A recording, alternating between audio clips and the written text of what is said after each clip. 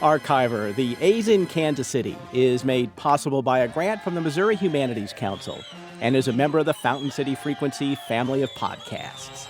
To see Jackie Robinson hit that ball, it went zooming across the left field wall. Yeah, boy.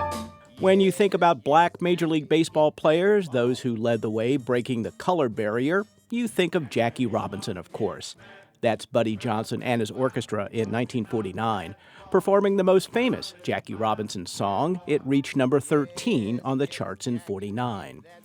Jackie spent part of the 1945 season with the Negro League Kansas City Monarchs before moving on to the Dodger organization. And while we all know the Monarchs' place in baseball history, they won 10 league championships. What you might not know is the role the A's played in integrating blacks into the big leagues. It was at utmost important that we, as a city, were progressive enough to have a team that included everybody. And I think that cities like Boston are still branded in that fashion, that they are probably a little racist, you know? And I don't think Kansas City has that tag.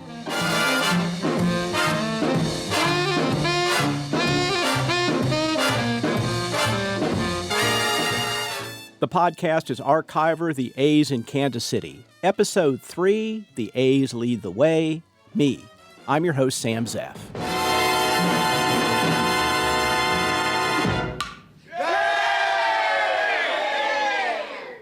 If you're by a computer, you should head over to our website, FountainCityFrequency.com, where you'll see the first team photo of the Kansas City A's in 1955. For the most part, it looks like you'd expect for the time. Baggy uniforms worn by men who look more like regular guys than professional athletes. But when you look a little closer, there's something different from most teams at the time. There are 3 black players: Hector Lopez, Harry Suitcase Simpson, and the controversial Vic Power. I talked to Jeff Logan from the Kansas City Baseball Historical Society about why the A's were leaders in integration. They embraced these players simply because they were good enough and probably better than a lot of the other players. And it was about, they wanted to win. You know, let's face it, if you are not going to integrate the best players into sports, then you're not trying to win. Just how good were the black players on those early A's teams? Let me take you to July 10th, 1956, and the All-Star Game at Griffith Stadium. It's on to Washington now, as the nation's capital plays host to the glamour game of each baseball season. It's the annual All-Star contest between the top players of each league, and the greats of the game are out of numbers. There's Bertie Tebbetts, manager of the challenging Cincinnati Reds, and a pair of catchers, Yogi Berra and Roy Campanella. Representing Kansas City are stars Suitcase Simpson and Vic Power. Simpson obliges an eager group of young autograph hounds.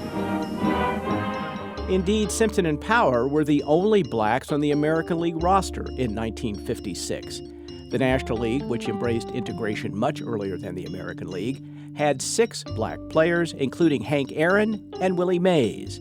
Both A's got into the game. Harry Simpson of the Kansas City Athletics will now bat for Billy Pierce. Simpson has a .304 batting average. He has 61 RBIs. He has 12 home runs. Swings over a very close stance. Friend delivers. There's a swing and a miss for a strike.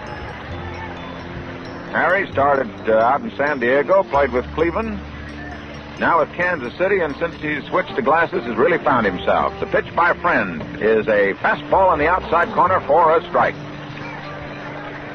Mr. Friend is very deceptive. He really pumps that ball through there. Here's the pitch. Swing, and the pitch is dropped. Bailey makes the throw down to first. So it's a strikeout for Bob Friend on Harry Simpson. That's legendary sports broadcaster Bob Wolf calling the game on the Mutual Broadcasting System. Power entered the game in the 6th at first base and was 1 for 2. Vic Power steps in with 1 out on the whole night. Antonelli's pitch. There's a grounder going out to Temple. He backhands the ball, knocks it down, picks it up and throws. His throw is wide, and going across first base is Power with an infield hit.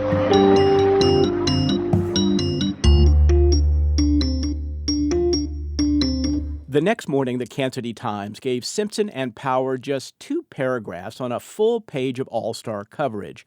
Not a hint that the A's provided the only 2 black players on the AL roster. Power played 3 innings at first base, but handled only routine chances, A's beat writer Joe McGuff wrote. Harry Simpson was the only other Kansas City player on the all-star squad, pitch hit for Billy Pierce in the 3rd, and struck out on 3 pitches. Now, you really wouldn't expect much more coverage than that in '56, but now, 60 years later, when I found the clip, it felt, well, odd to me. Simpson played for 5 big league clubs, but that's not why his nickname was Suitcase. He picked that up playing in the Negro leagues because it was said his shoes were as big as suitcases. Hector Lopez was the 3rd black player on those early Kansas City teams. He grew up in the Panama Canal Zone and played most of his career with the Yankees. I should note here that Latino players made their mark in both the major leagues and Negro leagues. Most early Hispanic players were Cuban. Many historians believe baseball spread quickly on the island when the U.S. occupied it after the Spanish-American War. Also, the number of Hispanic players in the majors began to increase in 1947, the year Jakcie broke the color barrier. But back to Power and why he was controversial.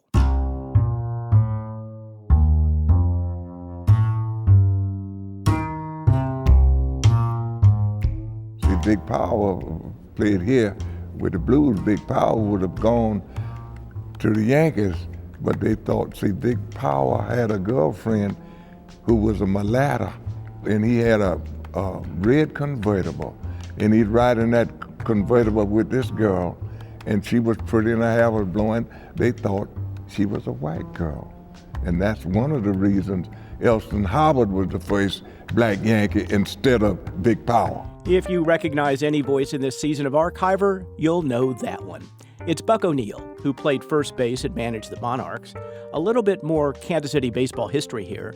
Buck mentioned the Blues, which was the top farm team for the Yankees from 1936 until the A's moved to KC in 1955. The Blues played in Kansas City starting in 1902 as a founding member of the American Association. Power was from Puerto Rico, and when he was at home, he played under his real name, Victor Payat. Being from Puerto Rico, he wasn't used to segregation, Jim Crow, the social mores blacks had to endure. Power was talented and flashy. In the 1950s, it was fine for black players to be talented, but flashy could get you in trouble. Vic Power is my favorite. I just love to watch. He made it the greatest play I've ever seen in the history of baseball, that I've seen in baseball. That's Chuck Dobson, a Kansas City native who played ball at the University of Kansas before signing with the A's in 1966. He watched Power play at Municipal Stadium. Jumped over a park bench with his back turned to the infield, caught the ball like this with his back to the infield, the ball coming down. And he's in midair over a park bench, which they used for the bullpen down there. Shouldn't have been there, but it was there. He leaped over that thing, and How did Vic Power hold his bat and batting? Vic Power was staying like this, and he'd take that bat and he'd go, he pointed at the pitcher. Pointed right at the pitcher. And he'd swing that thing, and then the pitcher's getting ready to bat, and he'd come back with that bat, and click. There's a story about Power in the Roberto Clemente biography by David Moranis. Power, Moranis writes, walks into a segregated restaurant where he's promptly told by the waitress that she didn't serve Negroes. That's fine, Power told her. He didn't eat them.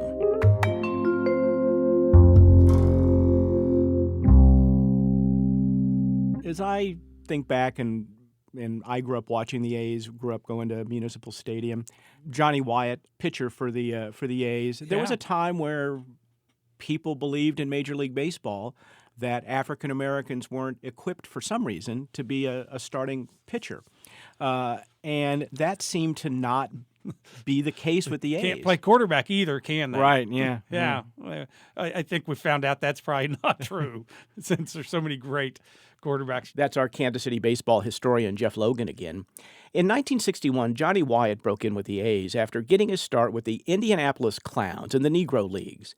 Wyatt provided one of the most dramatic and toughest moments in the A's history in Kansas City. Bouncer right back, knocked him down on the mound. He can't pick it up. Wyatt is hurt.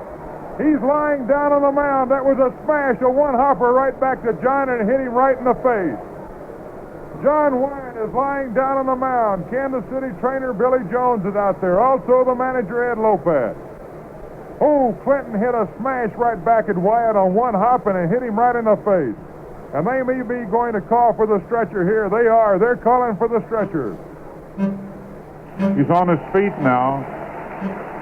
I don't know about you, George, but that scared the daylights right out of me, boy, I tell you. Wyatt would go on to a very good career pitching for Detroit, New York, and Boston, all teams slow to integrate, by the way. Wyatt would pave the way for starting pitchers from Ferguson Jenkins to Vida Blue to CC Sabathia. Jeff Logan says playing in Municipal Stadium meant a lot to black fans. You know, another thing the Kansas City A's team did, they played at 22nd Brooklyn Municipal Stadium in the heart of the urban core in the inner city, which a lot of the people in that area were African American. And those people were drawn to baseball. And I think the worst thing that ever happened in Kansas City sports history is when we built a stadium out in a field on a parking lot in the middle of nowhere. We kind of killed that. And I think that's led to a lot of things. We don't have many African Americans playing baseball now.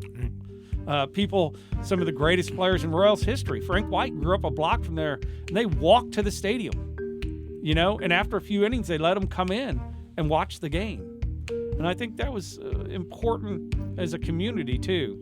And that part I wish was still part of Kansas City. I wish the stadium was still there. Alas, it is not.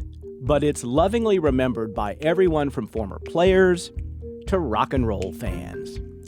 22nd and Brooklyn Avenue. That's our next episode of Archiver, The A's in Kansas City.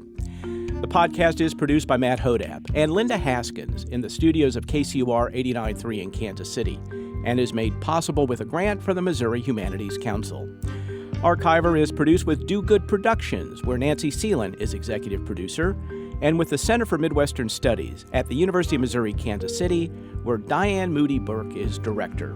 My thanks to Jeff Logan for sharing his thoughts. There's some cool pics at our website, FountainCityFrequency.com, and make sure to subscribe to Archiver on iTunes, Google Play, or wherever you get your podcasts. I'm Sam Zeff, and I'll see you on the next Archiver.